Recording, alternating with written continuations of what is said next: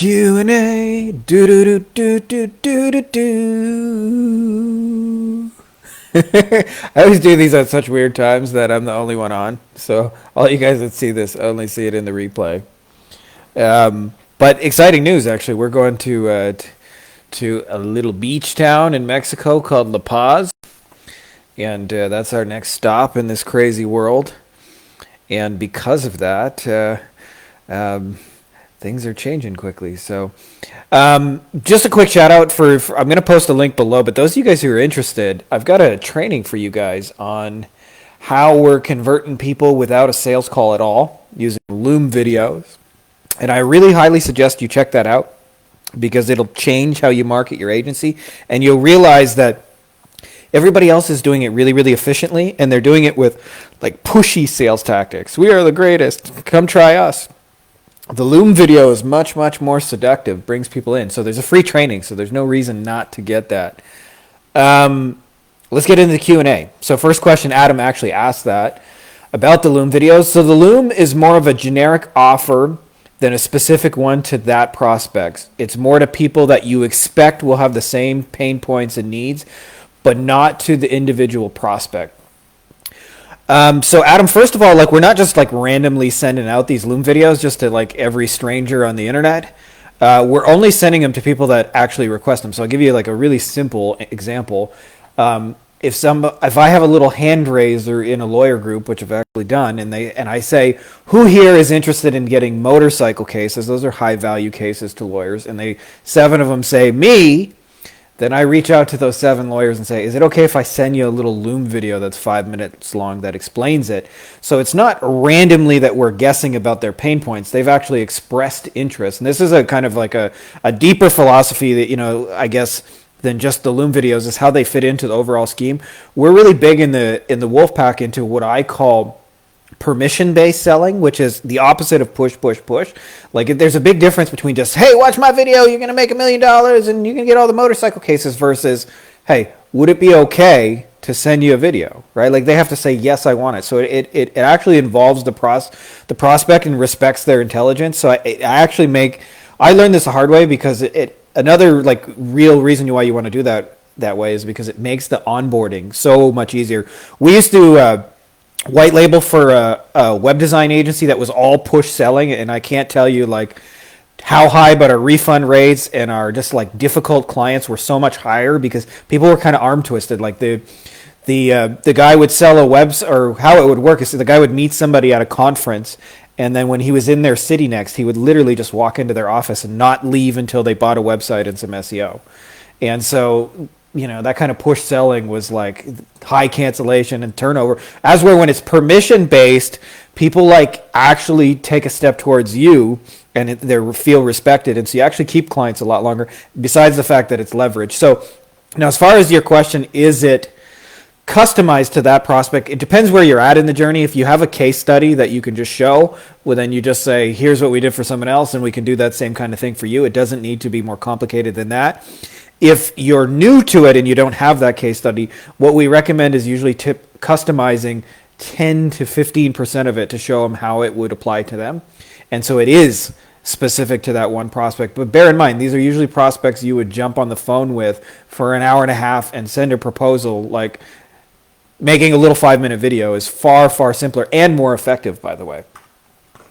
Kevin, just curious, how old were you when you started your first business? Kevin, I was 19. I had a little computer business, and to be honest, I was kind of shit at it. I was really good at selling them, but it had no margins. But I learned a lot from it. It was really, really cool. So, yeah, 19. I think if I had known it would take me like 20 years to make it in this entrepreneur stuff, I might have gone down a different path. Who knows? Josh. Who's using Asana for GMB? That's Google My Business for those know SEO, web design, and or on social media marketing, and has templates set up that I could talk to about project management. Have about 30 clients, need some better solution to scale, or once a client is signed up, they are put into an onboarding task list, and then once that task list is finished, we can move to monthly tasks. So Josh, there's a couple of software tools that can do it, but I'll tell you, before you think about the software, think about what you're trying to do. So firstly is make that checklist. And for each of those steps in the checklist, have like a process, either a step-by-step Google Doc or like a Loom video or like a screen recording. You can do it on Zoom too, where it explains what you're doing. So if you have those, your checklist and your step-by-steps, then any project management software will work. A lot of people like Go High Level. I've never actually used it personally. It's probably really cool and would save me a lot of time, but sometimes I don't know how you guys feel about this, but I get sick of learning fucking new software all the time. Like I just want to keep it simple. So for that reason, we're actually just building this now in our agency on Asana and importing it all and automating our things. And it's actually been really amazing how well my system is running with some really amazing people without me having to do everything. So, but that's not because of Asana. That's because of good checklist and good process list. And then whatever project management you software will get that set up. So one of the things is just to notice, what are you doing when you onboard a client now? Turn that into a list. Rico, what's the best software for starting an email campaign? My website is built on WordPress, if that makes any difference. Best software for an email campaign. I'll tell you, Rico, I've tried them all. I started with Aweber, and then I went to some cheaper alternatives. I think I tried, I can see it in my head, Constant Contact, iContact, Get Response. And then I found ActiveCampaign, switched over to ActiveCampaign for a while. I've used Infusionsoft. I used Entreport. I'll tell you, after all these years, I've gone back to Aweber for two simple reasons. I've used MailChimp, obviously, as well. One is Aweber is the fastest to set up. I noticed in ActiveCampaign, it took me 2 or 3 times as long to set up an automation as it did in Aweber. And I'm like, time is money, right? And then they also have the highest deliverability, at least from what I've seen. So those two things, like, you know, your emails only work if they get out there. So I found that after all these years, I've come back to Aweber, and I'm a big fan just of the simplicity. Nilesh, what is the best free software for landing pages? Nilesh, if you need something free, then I'm sure the best way to do that is with WordPress. You can also use Google Forms, believe it or not. Having said that, as you get going, I would suggest getting away from the free tools because, conversions matter. Lead pages, ClickFunnels, Drop Funnels, Go High Level. Those are all some of the better tools. Unbounce if you're building landing pages for local people. I'm personally a fan of lead pages because they're the fastest to set up, the prettiest, they convert, they look nice. And for a person who hates tech like me, they're a good solution because they're relatively easy to set up. I can build a landing page in 5 minutes. So if you're building a lot of them, do that. But you're already, if you're just looking to do it for free, WordPress, my friend, or Google Forms. JS, client's budget is $200 for an entire campaign for a week. Niche is solar installation. How much should I spend on Google and Facebook ads or retargeting ads? Average CPC is $9 to $41. What should be my daily budget in bidding? So JS, this is one of those situations, okay? And I'm not picking on you, but you shouldn't have taken that client under those situations. So if you've got, let's just say, a $40 CPC and you got $200 in a week, that's 5 clicks. So I don't know how much of a difference you think you're going to make for 5 clicks. And I'm not saying you shouldn't work with that client. I know everybody will say, oh, you shouldn't have taken that client. They're not committed and all those things. But sometimes people just only got $200. It's a pandemic. The world's gone crazy. Not everybody has, they're hemorrhaging cash flow.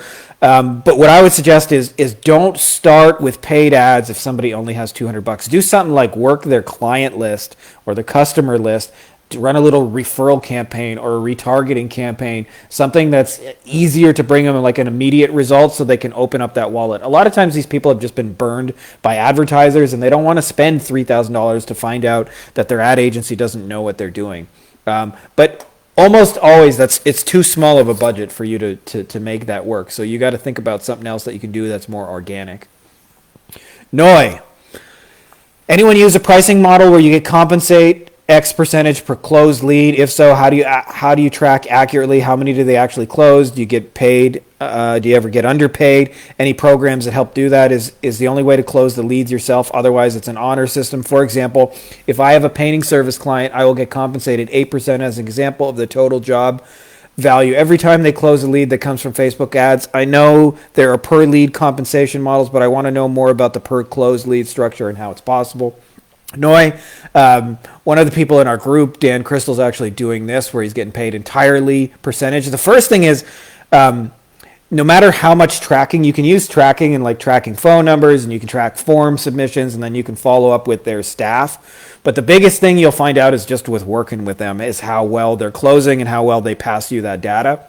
So what I would say, before you commit to a big revenue share deal, because revenue share deals are a little trickier. They have way higher upside, but you can also like not get paid as often, far more often. So what I do is I just little small test. Like I might run a campaign for them for 5 days, and if that campaign goes well, then we continue. But I would never commit for longer than a week or 2 weeks for any sort of revenue share deal in the beginning, because they have to prove themselves to you, because there is an element if that's on the honor system. The really good ones, by the way, will let you talk to their staff, and they'll go through and they'll fill out the spreadsheets, and they'll be totally transparent and honest with you.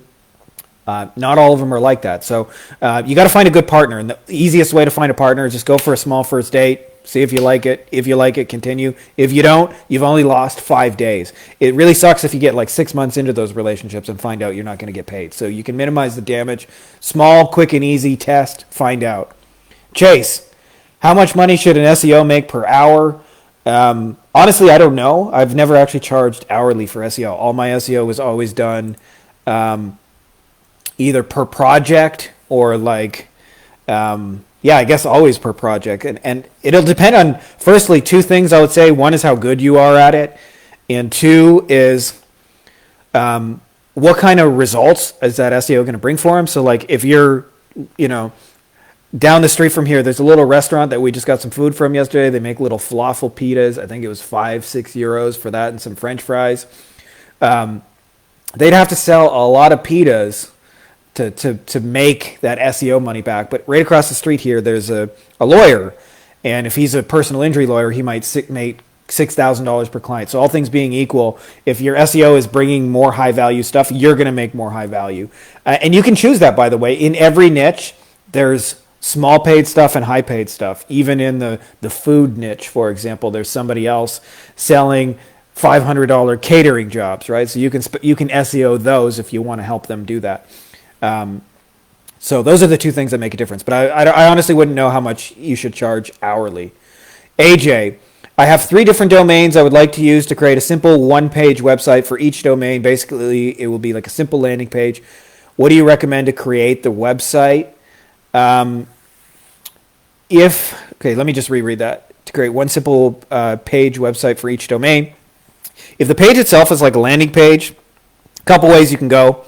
I actually just use lead pages as well, and you can embed lead pages. So it is a landing page. It's not like a landing page. If you actually go to our website, beyondagencyprofits.com, it's entirely a lead pages. Every single page is a lead page built as a lead capture page. So if you're curious, check that out. As well, you can also just use WordPress with the WordPress theme Astra. I know there's some other good ones, but Astra is free, and at least for everything you'll need, it's free, and it makes really cool, pretty looking landing pages. So that's another option as well. Star, how do you keep track of who to follow up with and when? I'm trying to find a more efficient way. Thanks in advance. Star, it depends on like how big of the scale you're doing this at. I've seen some pretty sophisticated systems from other agencies. What I'll tell you is you need some kind of CRM. If you have volume where you're following up with people, I know a lot of people do that with Go High Level. I don't use Go High Level, so I can't comment on it, but the people who do seem to be pretty happy with it. But the thing about it is, what I suggest is doing it 80-20. Instead of just following up with everybody as if they're equal, think about the ones that are the closest to the sale. So if they actually have like received a proposal, then I would follow up more often with those ones than somebody who just said, hey, go ahead and send me some details, right? So 80-20, think about which ones are closer to the sale, and that'll help you like be more efficient with your time and that kind of whole process. Devon, ever been so nervous that you don't even want to call the business owners?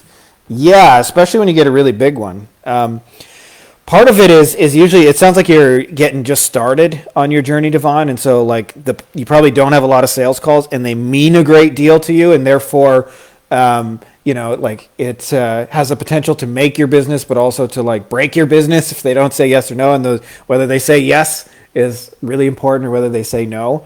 Part of it is just not to make the calls mean so much. And the easiest thing to do is to deal with the nerves. You stop making it about you and just think about like learning about that other person and their business and like becoming really intensely curious about who they are and what they do. And then what you'll find is the call won't even be about you and you don't have to be nervous. And most people, by the way, it doesn't matter what niche, what business, and this is just true in life, they don't have anybody who really fucking listens to them and understands. It's a rare thing.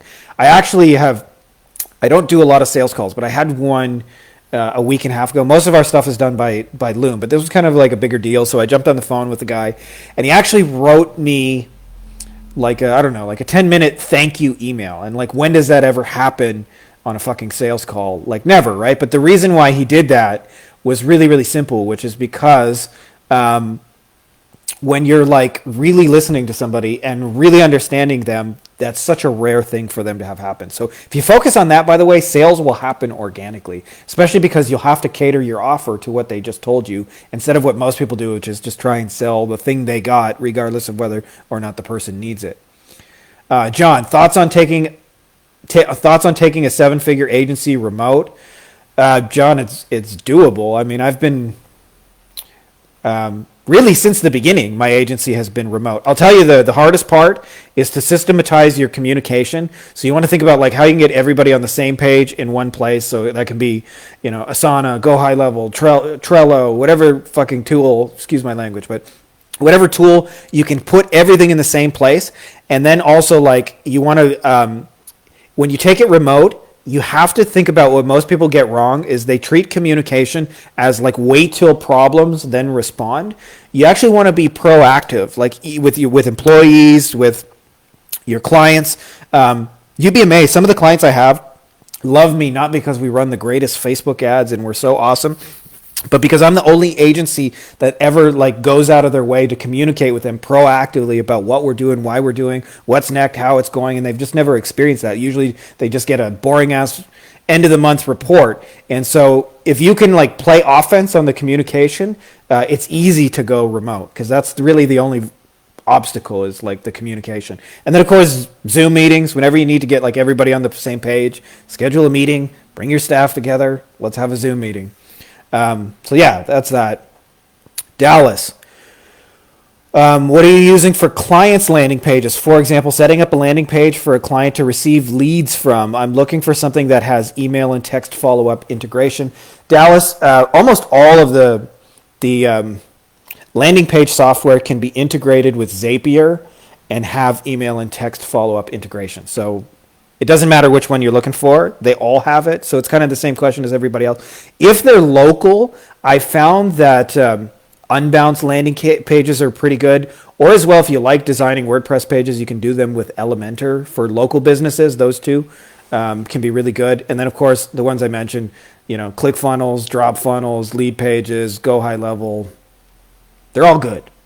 My personal favorite is Lead Pages, but you don't have to use what I use. I'm just telling you, I really like them because they're simple and low tech. If you're like me, where you don't want to spend fucking hours learning new software all the time, I found them to be the simplest, and it converts, and it's pretty, and I can get it done really, really quickly. So if that's what you're doing, that's what I would suggest. And also, for those of you who catch what's up, dude? Joe Moffat's on here. My God, Joe Moffat is a machine. I can't believe this guy wakes up earlier than I do, and I'm 6 time zones ahead of him.